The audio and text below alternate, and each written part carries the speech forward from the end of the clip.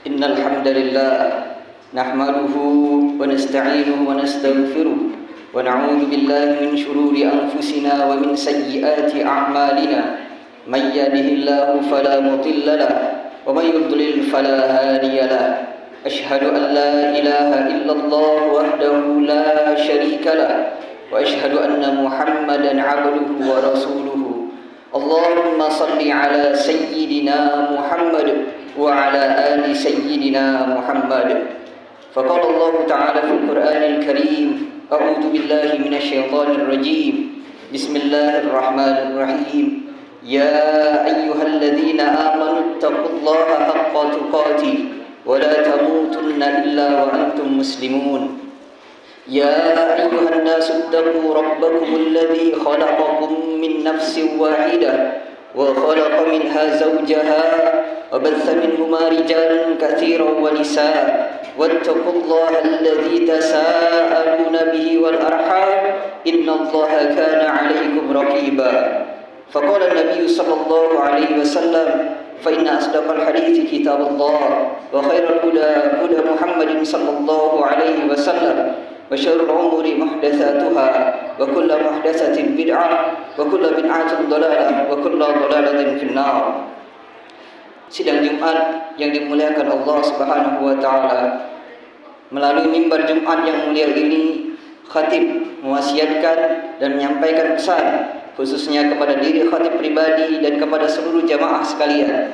Marilah kita senantiasa meningkatkan ketakwaan kita kepada Allah Subhanahu wa taala. Takwa dalam artian yang sebenar-benarnya melaksanakan semua yang Allah Subhanahu wa taala perintahkan dan meninggalkan yang dilarang oleh Allah Subhanahu wa taala. Hadirin sidang Jumat yang dimuliakan Allah. Allah Subhanahu wa taala yang Maha Pengasih dan Maha Penyayang serta dengan kemahamurahannya telah memberikan kepada kita nikmat yang sangat banyak, nikmat yang sangat besar kepada kita semua. Di antaranya adalah yang berkaitan dengan balasan dari sebuah amal ibadah.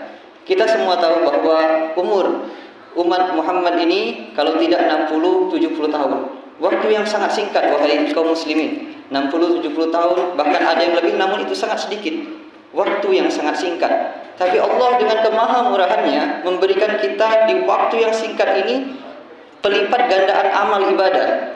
Contohnya kita semua tahu ketika di bulan Ramadan Allah Subhanahu wa taala melipat gandakan balasan dari setiap amal ibadah, apalagi di malam Lailatul Qadar dengan segala kemuliaannya. Nah, sebagian di antara kita umumnya hanya fokus beribadah, memaksimalkan ibadah di bulan Ramadan karena kita tahu akan keutamaan yang luar biasa di bulan Ramadan itu. Namun ternyata Allah Subhanahu wa taala juga yang Maha Pemurah memberikan kesempatan kepada kita semua melipat gandakan pahala dari amalan perbuatan itu bukan hanya di bulan Ramadan, tapi ada bulan-bulan yang lain yang dikenal dengan bulan haram. Bulan haram. Allah Subhanahu wa taala berfirman dalam Al-Qur'an surat At-Taubah ayat 36. A'udzu billahi minasyaitonir rajim. Inna 'iddatash syuhuri 'indallahi 12 syahrun fi kitabillah. Yawma khalaqas samawati wal arda minha arba'atun hurum. Dzalikad dinul qayyim. Fala tuzlimu fihinna anfusikum wa qatilul musyrikina kaffatan kama yuqatilunakum kaffah wa'lamu annallaha ma'al muttaqin. Sesungguhnya bilangan bulan di sisi Allah itu ada 12 bulan dan tentunya ini adalah bulan Hijriah. Sebagaimana ketetapan Allah pada waktu Allah menciptakan langit dan bumi. Dan di antaranya dari 12 bulan ini kaum muslimin sekalian ada 4 bulan haram, bulan yang dimuliakan oleh Allah Subhanahu wa taala. Itulah ketetapan bagi agama yang lurus. Maka janganlah kamu menzalimi dirimu pada 4 bulan itu. Dan perangilah orang-orang musyrik sebagaimana mereka memerangimu, dan ketahuilah sungguh Allah bersama dengan orang-orang yang bertakwa. Quran surat At-Taubah ayat 36. Hadirin sidang Jumat yang dimuliakan Allah, Al-Imam Qurtubi rahimahullah taala menjelaskan dari ayat ini Allah mengatakan ada 4 bulan haram, 4 bulan yang dimuliakan. Maknanya 4 bulan ini sama seperti kondisi di Mekah dan Madinah. Allah Subhanahu wa taala melipat gandakan amal dua kota suci ini, Mekah dan Madinah. Dan sama halnya Allah Subhanahu wa taala juga melipat gandakan balasan dari setiap amal soleh yang kita lakukan di 4 bulan haram ini. Apa saja 4 bulan haram ini? Dalam hadis riwayat Al-Hakim dan kitab Al-Mustadraknya, Nabi SAW menjelaskan tentang apa saja 4 bulan haram ini. Yaitu 4 bulan itu adalah, yang pertama adalah bulan Rajab, yang terhimpit antara bulan Jumadi dan Sya'ban. Dan kemudian 3 bulan lagi yang berurutan, yaitu bulan Zulqa'dah, Zulhijjah, dan Muharram. 4 bulan haram di mana Allah Subhanahu wa taala melipat gandakan balasan dari setiap amal soleh. Dan tentunya kalau amal soleh dilipat gandakan balasannya, balasan terhadap amal buruk juga dilipat gandakan. Artinya amal soleh dilipat gandakan pahalanya, keburukan amal buruk juga dilipat gandakan hukumannya. Dan sekarang saudara-saudara kaum muslimin rahimakumullah, kita sudah masuk di salah satu dari 4 bulan haram itu, yaitu di bulan Zulhijjah. Dan tepatnya hari ini insyaallah kita sudah masuk di tanggal 3 Zulhijjah. Maka artinya kita sekarang berada di bulan di mana Allah melipat gandakan balasan dari amal soleh. Dan Allah Subhanahu wa taala lebih menekankan lagi di 10 awal bulan Zulhijjah. Allah Subhanahu wa taala berfirman dalam surah Al-Fajr ayat 1 sampai 3, A'udzubillahi minasyaitonirrajim. Bismillahirrahmanirrahim. Wal fajr wa layalin 'ashr wasyaf'i wal watr. Yang artinya demi waktu subuh dan demi 10 malam sebelumnya dan demi malam yang genap dan ganjil. Ulama tafsir menafsirkan ayat ini di surah Al-Fajr ini menjelaskan ayat yang pertama demi waktu subuh. Waktu subuh yang dimaksud ini adalah waktu subuh di hari raya Idul Adha. Allah Subhanahu wa taala menjelaskan bahwa di waktu subuh itu adalah waktu yang istimewa. Kemudian di ayat yang kedua demi 10 malam sebelumnya.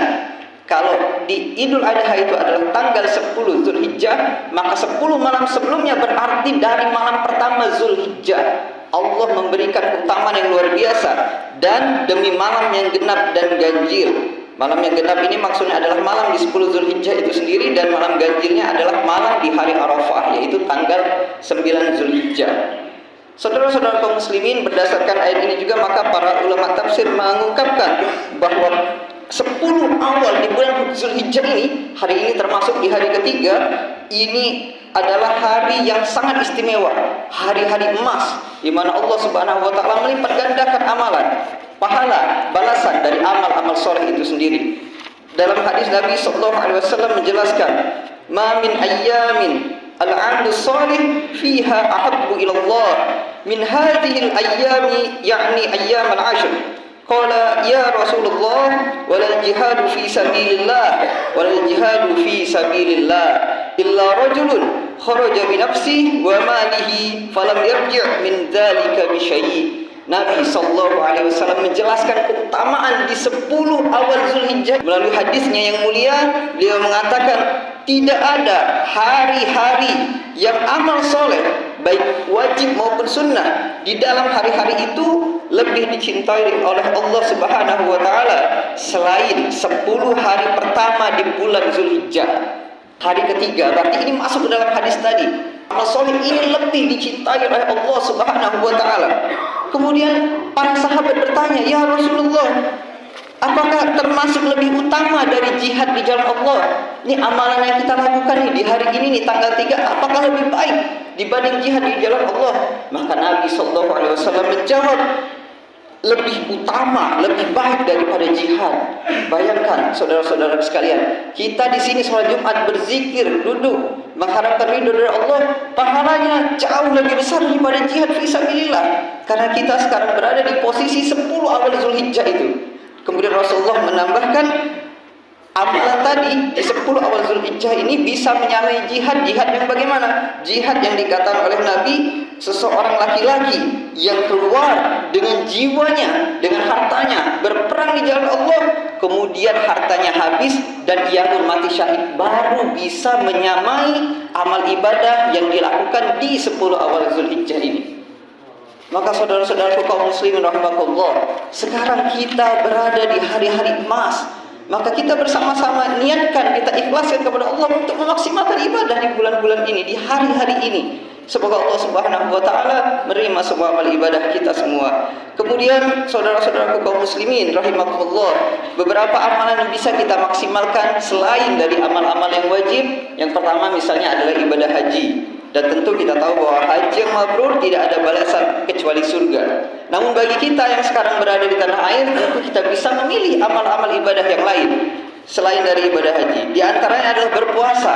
Berpuasa ini adalah salah satu ibadah yang pahalanya itu Allah yang menilai. Maka para ulama menyimpulkan salah satu ibadah yang bisa dimaksimalkan adalah berpuasa. Mulai kapan? Bisa mulai tanggal 1 Zulhijjah sampai tanggal 9 Zulhijjah.